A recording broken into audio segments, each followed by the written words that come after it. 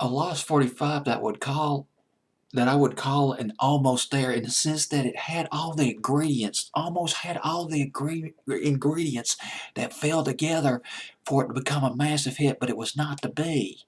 I Well, let's go to this record.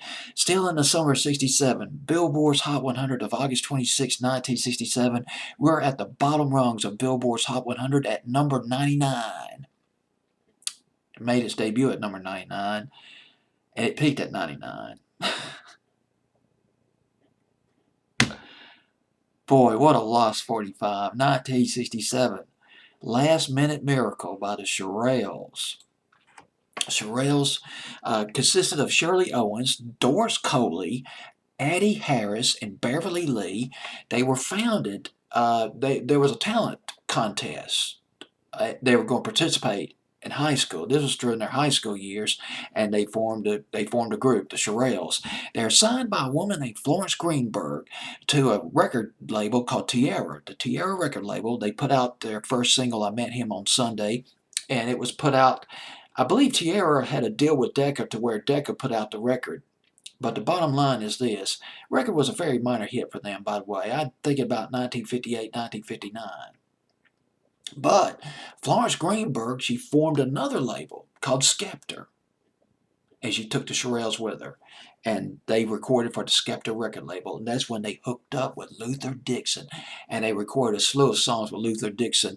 "Will You Still Love Me Tomorrow?" "Mama Said," "Tonight's Tonight," "Foolish Little Girl." Remember "Foolish Little Girl"? Nice record by the Shirelles. Beautiful harmonies. That was in 1963. Of course, everybody remembers Soldier Boy. They were very popular in 1961, 62, going to 63, but they ran into competition from the British invasion, but also competition from the girl groups like the Ronettes, the Chiffons, and the Supremes off the Motown label, and they fell between those two sources of competition, and Luther Dixon left Skepta in 1963, and that did not help at all. And I just found this out. You find out all these little amazing tidbits when you do research on these groups. Apparently, according to the contract that the Shirelles signed with Skepta Records, they had a trust.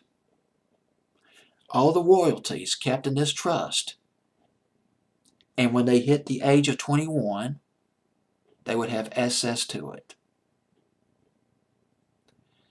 Well, in 1963, they found out that the trust did not exist. There was no trust. None. They left the record company and they sued Skepta for breach of contract. Skepta countersued. Eventually, both suits were dropped. An agreement was reached in 1965. But they were still bound one way or another with Skepta Records until about later on in 1966, and they really couldn't record for other labels. Boy, but you know, this stuff happens all the time with record companies, man. They could really, they could help you and then they could destroy you at the same time, too. Well, anyway, let's go back to this record. Here's the thing about this record. It's Motown. It sounds like listen to it. It sounds like uptight at the beginning. It's got that dun dun dun dun. It sounds like "Rescue Me" by Fontella Bass in places. It's almost like, well, let's put in some Supremes in this record. Let's put in some Stevie Wonder in this record. Let's put in some Fontella Bass. Let's create this dynamic Motown sounding record as if it was produced by Holland Dozier Holland, although it was not as slickly produced though as a Holland Dozier Holland record. Holland Dozier Holland, the hit-making production team at Motown back in the mid-60s.